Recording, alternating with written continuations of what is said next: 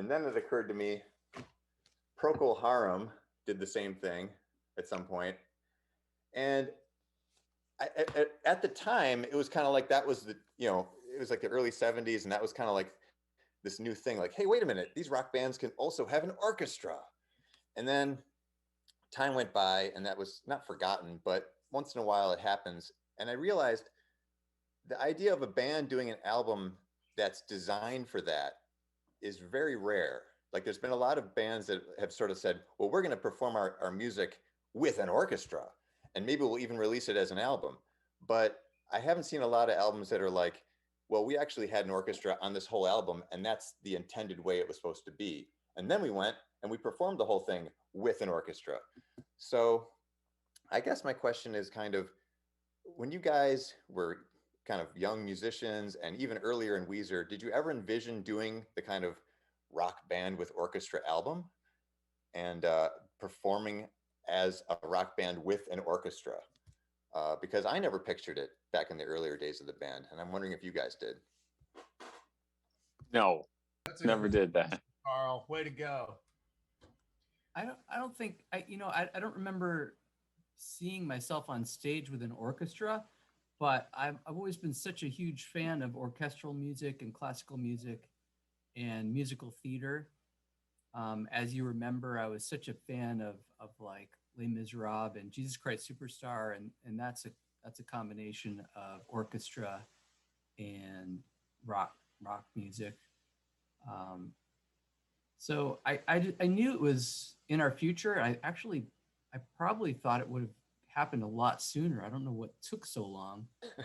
Kind of probably could have done it after like 5 or 6 albums, gotten to the orchestra stage, but I'm glad we're finally doing it.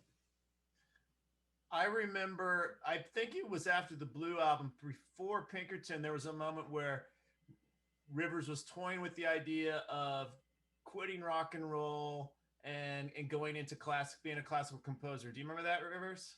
Yeah. And I went back to college and as a music major, and I learned quite a bit, and I really kept it up. I practiced so much this year and still learning a lot. Came back with like Pinkerton after that, but yeah. But there was a moment, that I remember Matt particularly saying that he was worried about that, and I was like, "There's no way Rivers is going to quit rock and roll, man. There's no way."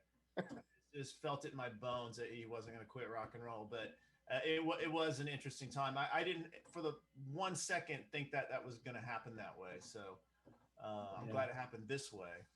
And Pinkerton is very very sophisticated musically. I mean, obviously it's just a 4-piece rock band, but the chord progressions and counterpoint is very influenced by the classical music I was studying at the time. I bet it would sound fantastic with an orchestra too.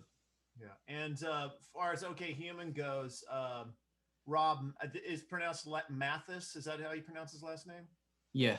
Yeah, he did such an excellent job with arranging, and I'm so glad you got to see the arranger tonight do the conducting, and I think that's really special because you can tell he really loved the music, and he's such an integral part to the sound of OK Human.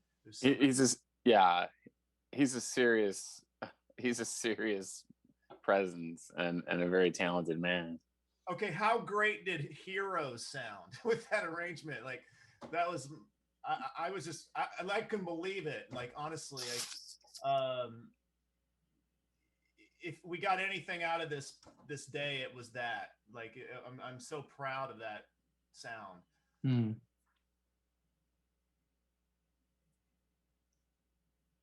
We should bottle that up and do something with it.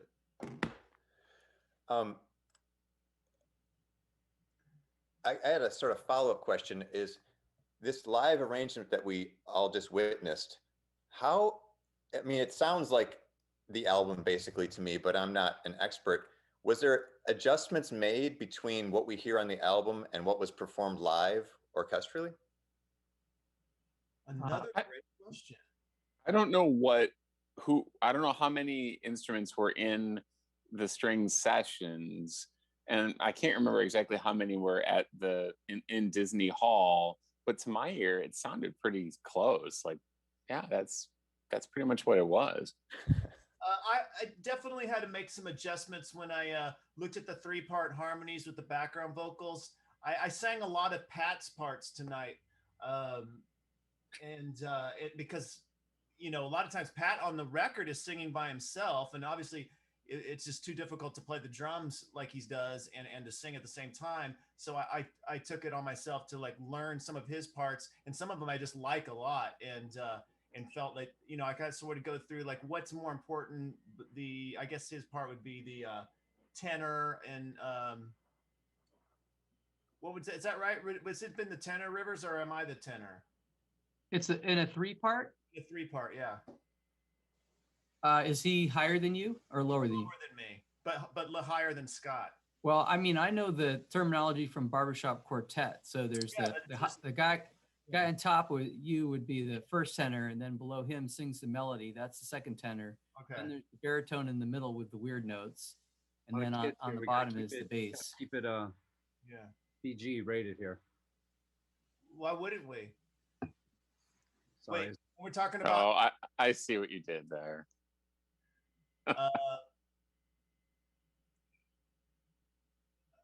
There's also basso profundo, but we won't get into that right now. That's right. That person has to be the devil. You made that dirty somehow. And the castrato. Son of a. So. But you're right, Carl. For the most part, it was performed to our our best ability, like the record, and that's what's so great about the record. And it was to be able to do that record live that way was a very special night for us. I have a question from Bill at Frisbee9. He says, this album is great and so different from what you've done before, but I was wondering, did you first make a rock version of this album? No. Actually, I remember the very first conversation about the album was I went over to Jake's house, the producer, and I just went to say hi. I wasn't intending to work with him on anything, and he said, "Rivers, I got an idea for an album for you. You're gonna write all the songs on a piano. There's gonna be no guitar, and then it's gonna be Weezer and an orchestra." And so from the very moment before, in fact, I even knew about the album, the orchestra was a central part of it. So, and in fact, I talked to some of the players in the LA Phil backstage, and they told me they really loved playing on this for this show because the orchestra is right at the center of the arrangement. Whereas usually when they do what they call a pop session, like Snoop Dogg or something, it's just the orchestra is an afterthought, and it's just like a little thing they put on top, and it's not all that interesting. But on our record, it really is like the meat and the bones, and there's a lot of interesting melodies for all the players. Can I add something? Nope. This album also, whenever we've had strings in the past, and Rivers said the word afterthought, it kind of was that, because it was always like, well, this isn't quite doing it yet. It's not there yet. Maybe if we add strings, that'll help. So it was interesting to like let that be the foundation instead, where we as a band worked around the strings and not the other way around. And that's part of the sound of this record. That's the magic. The magic formula. This is LaCroix, by the way. Okay, here's a question that I don't know if this is actually accurate or not. So Jacob Tumino asks, what was it like recording the whole album analog after recording digital for so long? Would you do it again in the future? I wasn't actually aware if that's how it went down. I don't think we did it like to tape. Yeah, we did. Well, I mean, not I all of recorded it. my bass in my house, so I don't have a 4-track, 16-track, or 32-track tape machine here. You know what was more than going back to tape, going back to analog, was the fact that we didn't record it to a grid. That is really a huge difference between a modern record and like a real classic record. If you're a musician, you know most records now are recorded onto a grid so that everything you do can be time corrected and then copied and pasted. You sing the chorus once and then they fly it to the second and third chorus and then you're out. But none of that was possible. And you hear the song start at one tempo and then they kind of speed up towards the end. And depending on the emotion the players are feeling in the moment. And it gives it, I think it's going to give it a longer lifespan for the listener. Like it's going to be continually interesting. I agree 100%. I'm so pleased that we made a record that's got that kind of vibe and groove to it. And I was super blown away during the recordings and the rehearsals with the orchestra because I'm watching him conduct and like it's nebulous where the beat is. It's like you don't, but yet everyone gets pulled along, and it's hard to explain, but it's not mechanical, and it just seems a lot more musical if it's done correctly. Pat, along those lines, I see a question directed to you from Moore Maxer. He says, Pat's drumming on OK Human is at another level. How did you determine the appropriate style or role of the drums for each song? Was this planned during pre-production, or did it just organically come about? I showed up at Jake's house and Rivers was there. I had heard a couple snippets of the songs, but nothing. I didn't want to because I didn't want to get married to my ideas. And Rivers and I just played the songs. And maybe we did it 3 or 4 times each, sometimes less, sometimes I don't think no more than like 4. And it just is, that's what happened that day. Yeah, So that's 90% of the drums on the record is that day. It's a really extraordinary way to record drums. I don't think anyone has done this on a major record. It was unbelievable. I think D'Angelo did that record, right? That was just kind of like all just like live and good. Yeah, I mean, like Pat is what the drums you hear on there is him like playing as he's hearing the song for the first time. It's just with me playing an acoustic guitar, and it's amazing. You can kind of hear him learning the song as he's going along, and famously, what is it, La Brea Tar Pits? You can hear he gets a phone call right in the middle of the song from his wife, and he stops playing, puts down his sticks. You can hear the sticks rattle on the snare drum. He starts talking to his wife. It's all on there on the record. So really distracted, but it's amazing. Pat's always like I've been in awe with the way he can like just jump into any situation without hearing it and like play something musical where, you know, I have to have it for like weeks and work on stuff and bring it in, and then, well, that didn't work, let me try something else. And then, but the thing is with the drums have to be. It's kind of a broad question. I guess each of you should probably have your own answer to it. Do you have from Marley 803458183? He asks, do you have a favorite song personally from the album? It's tough. It's really tough to pick one. There's a million ways you could look at all the songs, but I don't know, man. Numbers is pretty rad. Numbers is pretty rad.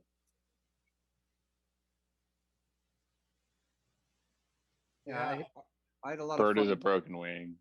learning La Brea Tar Pits. I guess it was really different for me to play kind of like with another bass player and cello players, and then Rivers left hand on piano, and it just kind of felt really cool.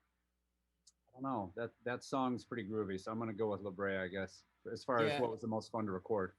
Yeah, Scott, I was gonna say that song too, because I remember when we were rehearsing for the show, we just played La Brea Tar Pits, and Brian looked at me and he was like, "What kind of music is this?" I was like, what do we do? Like, no one's ever done this before. It's totally bizarre and out there. And I think that's true about that song. Like, what is that? Yeah. Well, the chorus is so nuts too because the major seven and the melody and the way the chords work, it's it's what a great closer for a record. It's so great. At the same time, it sounds familiar and sort of bluesy, which we don't really dive too much into the blues, but Yeah, like Gershwin. yeah, like Gershwin, yeah. Man, I don't know, man. The whole record is just so it's like one piece to me. It's really hard to pick. Sometimes it's Alagobi, like just the kind of the rhythm of Alagobi makes me feel like I'm walking, and I can visualize Rivers walking because I know what street he's talking about, and I'm kind of like I feel like I'm his little shadow, uh, shadowing him on Montana Avenue, watching him walk down the street and have all these experiences. Um, so I really feel connected to that song. Oh God. Uh, but Bird with a Broken Wing, obviously, I fought for that one. I've said that before, but also I'm really loving Here Comes the Rain. Yeah, Hmm. yeah, it's great. It's super great. That one's fun to play on piano. Yeah, it's also like uplifting. It's like rain and up. It's sort of like Totally. Reason Island in the Sun is so good too. Is like it's sad and happy simultaneously, and I feel like Here Comes the Rain sort of hits that too. And I remember a while ago, you kind of gave me a sneak preview of how it was coming along. And I thought it was really interesting that you insisted on it being just one big block of music. Like you didn't share with me songs. You just said, here's a 35 or 40-minute thing. Check it out. And I since I've heard it that way, that's how I kind of want to hear it. Like I don't really want to just, advance through anything and pick out a certain song. I want to hear the whole suite as it is. Yeah, and by the way, the record goes by like that. It's crazy. Mm-hmm. There's no moment where you're like, okay, what's going on? Like, what's Here next? Comes the Rain really lifts it out of a really heavy kind of journey there too. Yeah, I'm like when I think about it more now, I'm thinking it's Dead Roses. Like, like it's just so beautiful and dark and creepy and I don't know. I just the thing I'm gushing over us like as an outsider, like I can't even believe I'm part of it. It's just aren't we great? We're great. Yeah, it's a hard question. Yeah, I don't have faith. But listen, I just want everybody to know. I just want people to know. I listen to it as if it's somebody else. Like I really think it's great. Like, and it just happened. So I don't know. I mean, obviously Rivers is writing great stuff. It worked great with Jake. Everybody played great on it. Brian played great and sang great. Same with Scott. It was just nice. It was just a nice recording. I have a question from Halster at Matthew Mark Hall. He says, how many songs were completed for this album that didn't make the final cut of the album, if any? And will we be seeing any of them in seasons? Funny you bring that up. There is a song called the original Everything Happens for a Reason. It's a 3-part instrumental, and it was slated to be on the fall album coming out next year on the first day of fall. But just yesterday, Jake gave it the axe. So you shan't be hearing it, not even in 2022. In like 2 minutes, just close the door. Is it overflowing on the floor? No. Okay. Yeah, but people want to axe things all the time, and they can be resurrected. I got a question to his question. I know the answer to the first part of it.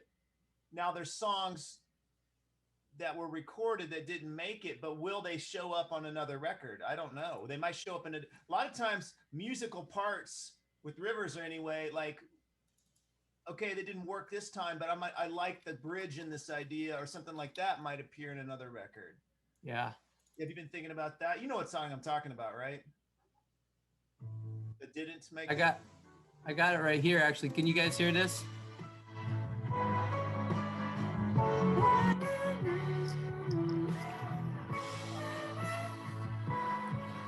That's Everything Happens for a Reason. Oh, that song's super dope. Yeah. Jake was wrong. Well, It no, got it's because there's only room for 8 songs on each album, and believe it or not, that one didn't make the cut. Which means the other 8 have to be better. Yeah. Well, They will be. we'll find out. Whoever asked that question, we'll soon find out if any of those will make another record. But that's a great question. I have a question from @Matthew. Ow, that's his name. Will you guys start moving towards performing live more? He calls it niche songs. I guess. Unusual, not hits. He says, "I love OK Human, and I'd hate to not see it live in person." And I realize it's got an orchestra on it, but would you consider performing it live in the future, or at least parts of it? I'll consider it. That would be amazing. Yeah, I could see us doing that, especially like an acoustic version, like I don't know, who knows what. Like we find ourselves in these situations where we need like an acoustic song, and like, yeah, let's try all my favorite songs or something in this stripped down version. Probably not the Hello Megan tour. Hello, Megan. Yeah, Hello, that's Megan. what I'm calling it now. What's so special about this Disney Hall show? I mean, for all we know, that might be the only OK Human concert ever. We don't know. Yeah. That might be it. Yeah. We're moving That's forward. so sad. Yeah, but I'm glad it was good. Yeah, like a meteor could like be coming right now. We just don't know. We don't know. Here's kind of a easy, quick question. Was from where's this person's name? Where'd it go? Oh, Artie Armstrong. Was the name OK Human in fact inspired by Radiohead? Yes. It was. Okay. I didn't actually know. Yes. OK Computer came out shortly after Pinkerton and just blew up, and it was like the biggest album of the year around the world. And it was kind of like the last real peak for alternative rock. And just was thinking about it and how our position and humanity's position vis-a-vis technology, and also humanity's position as musicians, as we've been slowly replaced by computer sounds, and alternative rock, how it's been replaced by everything you hear now. And it seemed like a good time to kind of refer back to that album and give the world an update on those relationships. I could see a OK Human, OK Computer amphitheater tour with Radiohead. That'd be pretty good. Ooh, that would be That'd cool. be pretty good, start to finish.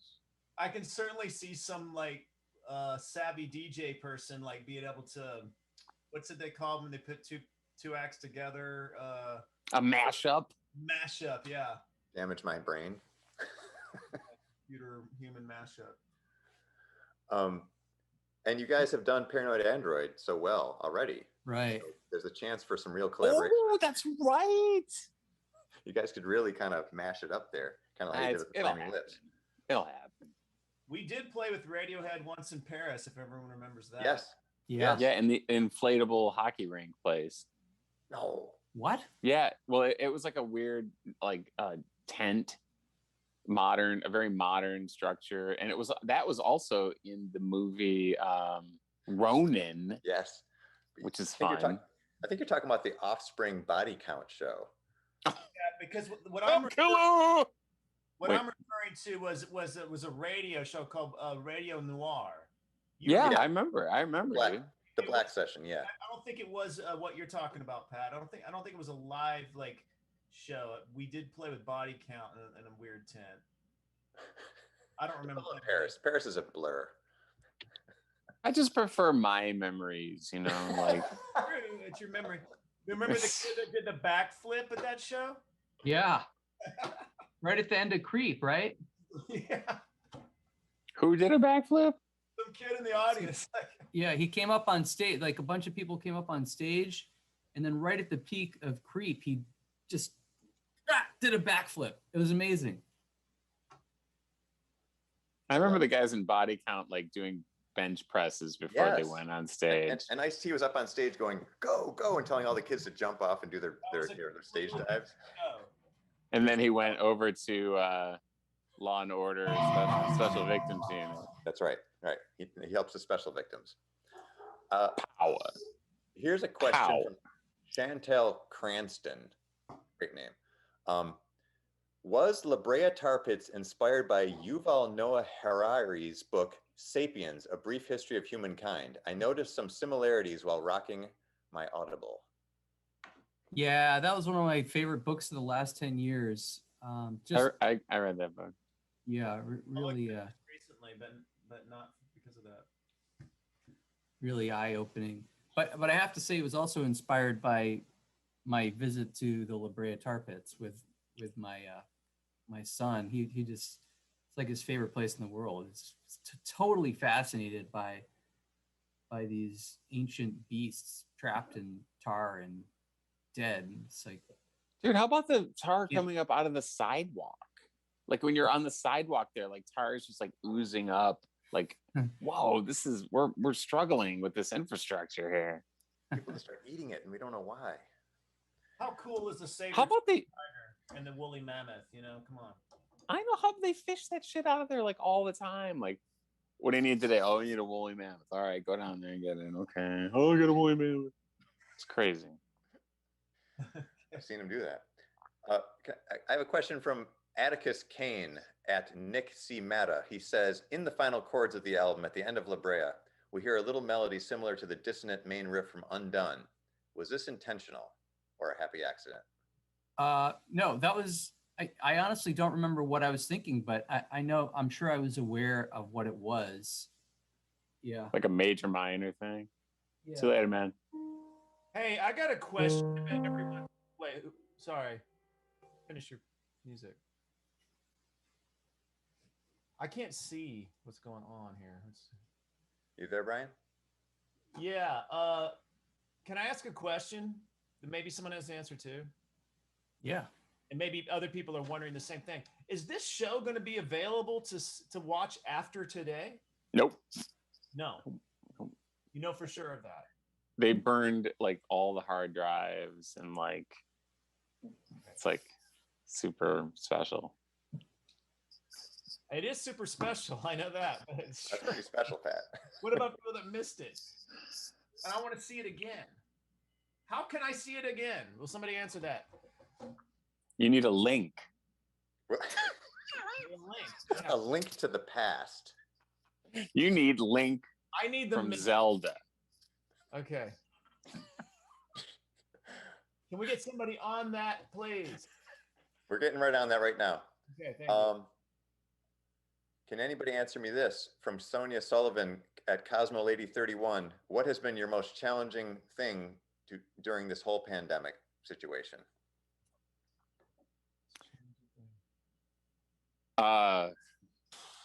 Man. I don't know.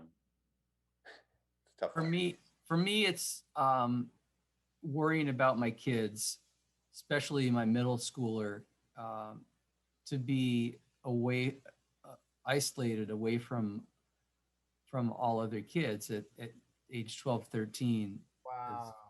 It just, it makes me so anxious. And I'm so glad she's getting back to school now. It's, that to me was really the only stressful part. Can you imagine the rage that's going to come out, like the Roaring 20s style, just complete abandon, like This summer is gonna be fire, man. This is like shit's gonna go off. Yeah. Just imagine the rap videos we're gonna have. They're It's gonna true. be even more crazy. I want to bring back the videos where everybody was like on a helicopter chasing a boat. Right? Those were great. I love that. Like these real That dramatic- age of school is so important to your social makeup. I mean, I have so many memories from, not all good memories, from like 7th and 8th grade. Like I feel like you're kind of becoming who you are in that time. So yeah, being away from, the social structure of school is going to be tough or hard to deal with. Yeah.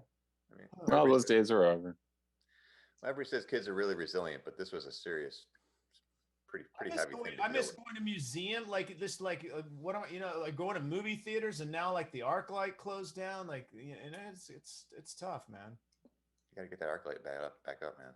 Yeah. Hey, here's a question. Appa Oogie says, does criticism over a new album ever bother you, or can you easily brush it off?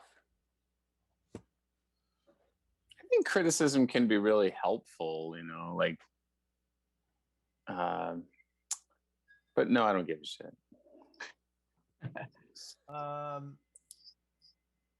I was like, when this came out, I'm like, who couldn't like this? But then I realized, this is so musical that I could see how it's not for everyone, and it's kind of unique for us too. And everyone's entitled to their opinion, but I think they're wrong.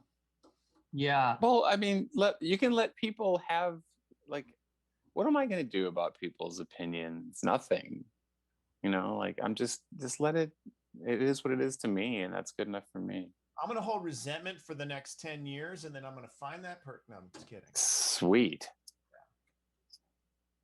Yeah. I mean, all anyone can say is whether they like it or not, and if it pleases them or not. And if it doesn't please them, they're just a different kind of person. They like a different kind of music. And maybe we'll make something that will please them. It's fine. But we pleased ourselves, and that was the most important thing. we really did, and that's an accomplishment. Yeah, it's what it takes. Takes an orchestra to please us. These are great questions. Got some more for us? Well, I'm scanning the chat, and it's going so fast that it keeps moving right when I find one I like. Oh, like it's out of your eyesight? Looks like it's blowing by like crazy. Thank you everybody for asking so many great questions. It's like a blur. I was like trying to pick one out here. Who's asking these questions? Like people that are on right now, or other? Yes, yeah. There's a chat box that I think you can turn on the bottom somewhere. Chat box, chat box. I won't be able to concentrate if I look at chat box. Yeah, I know. That's what I'm having my own problems having right now. Is wow, it's like. Just pick one right now. I'm trying. Oh, here we go. We actually, first one I saw, we already basically asked that.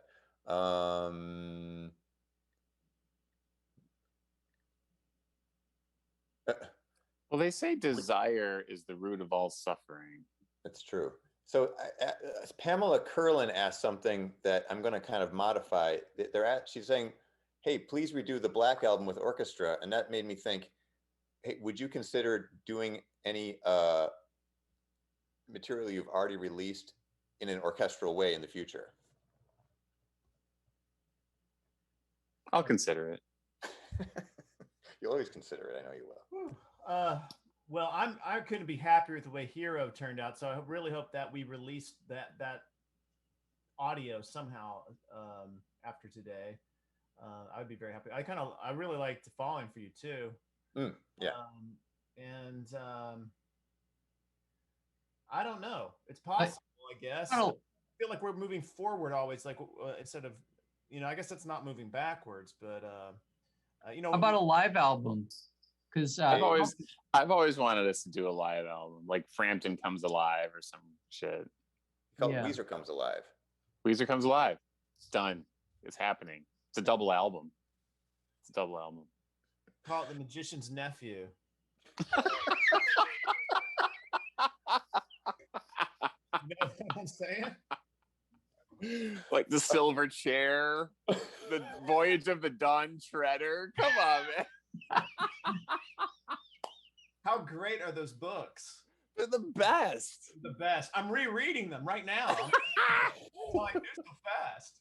And I'm reading Dude, them. you got to read his other books too. He's got a trilogy.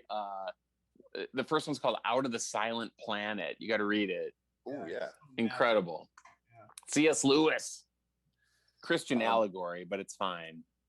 Speaking of doing a different kind of album, Dan from Umbrella asked, since this album sound has gone over so well with fans and press alike, I was wondering, is there any other unique sound or style that you'd all like to try for a future album? We're thinking like jazz trio. It was either that or a ska album. I can't remember. Was it ska? Like bum bum. That'd be good. Well, I'll tell you a few of the styles we're going to try on Seasons next year. That would be nice. Well, I'll tell you two of them. Fall is going to be like dance rock, but like very band, like a band feel, kind of like Franz Ferdinand song, Take Me Out. And the winter is going to be like a 90s singer-songwriter like Elliott Smith. Ooh. Loves Acoustic. me some Elliott Smith. Yeah. Can't beat it. What's spring gonna be like? Spring is going to be very easy breezy, like Island in the Sun. Okay. And then summer is going to be like crunchy, Like straight up like Skrillex. crunchy Beach Boys. Big guitars but lots of harmonies. But throughout, like the songs are just totally amazing, like next level. Someone just said, consider Weezer unplugged. And I got to be honest, when I heard you singing in front of the piano, it's like, man, he's singing really good. Like, maybe we could do some shit like that. That would be okay. Yeah, I mean, what we just did is kind of unplugged, right? Yeah. Yeah, I guess it is. I think Lot of- Scott was the only one plugged in. Hammond was plugged in. Hammond was That's plugged true. Hammond was plugged in. Make me the only one. Microphones are plugged in. Kind of need the microphones. Yeah, not for Say It Ain't So. That's There's true. no microphone. Oh wait, no, there was a Oh. microphone. Oh, listen, we got to do a recording. Do you remember when we were on stage and we all huddled around one mic? Oh What the yeah. hell? What was that? I would like to do more recordings like that, like Elvis Suzanne. Presley style, like straight up Sun Records. Like, okay, the band's over there. Don't play too loud. Okay, Elvis, you sing here and sing real good. Like, could be amazing. Or what's that? Tennessee Waltz.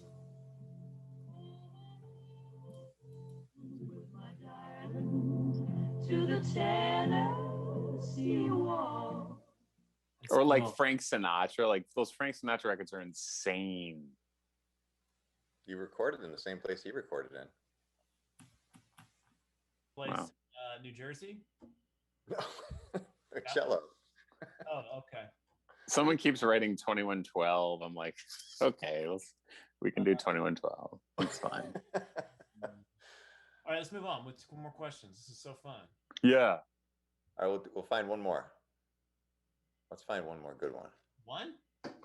Or, well, it could be more than one, but I'll find one more now. It's hard to find them in this crazy chat. You can stay on longer if you want, Brian. Thanks. I'd love to. Oh, it's like the Zoom box is crashing when I try to scroll through all these things.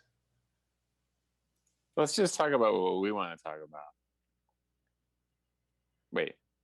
You know? Well, I have questions to ask Weezer. Yeah. Now I have an inter-party When can we hear other these- section. these, record songs? Our manager. Dude, you just don't need to hear it. You can just hear it like the day of That's you, Pat. recording. No, you can do it, man. You got this. Oh man. Our manager says, Our manager just sent us an email, kind of outlining everything that's going to be happening over the next couple of months, and there is just a ton of stuff. It was really exciting, and Yes.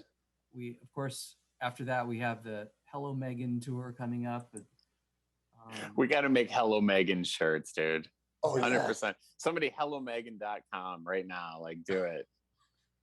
I don't get it. And then I was just talking to him today too about some plans for next summer. So it just looks like there's a ton of fun stuff. I'm registering that shit right now.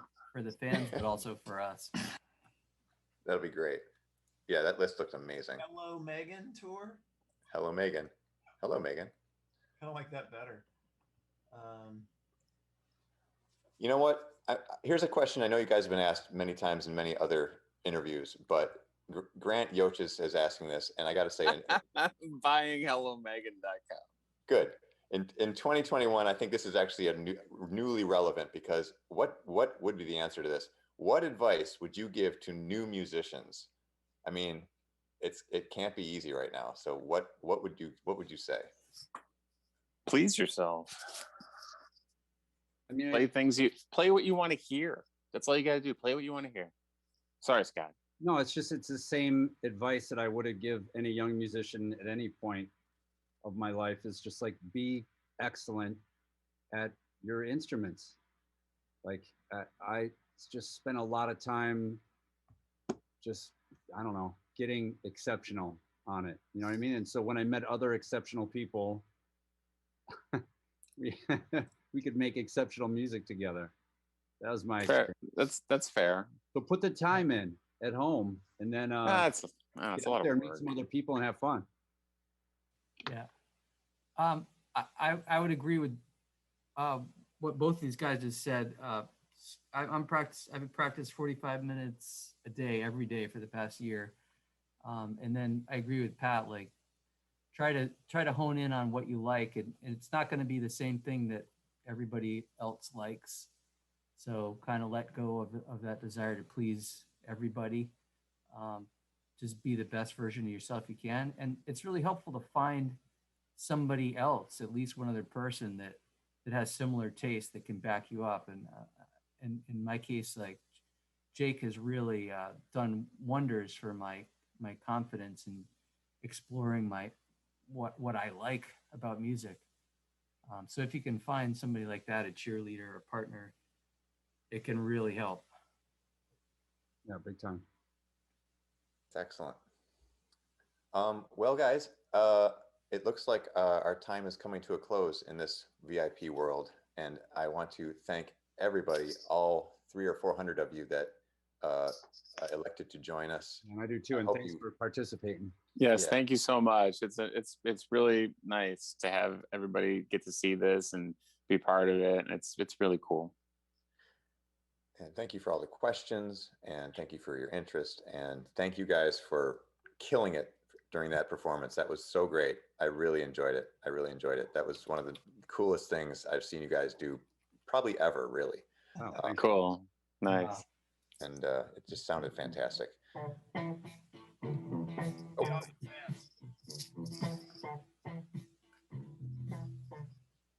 Signing off. Such a great song. So I'm going to press the big red end button. So Good night, everybody. good night, everybody, and thank you so Good night, much. everyone. Gute Nacht. Guten Tag. Here we go, the big end, and here we go. 5, And go. 4, 3, 2, 1.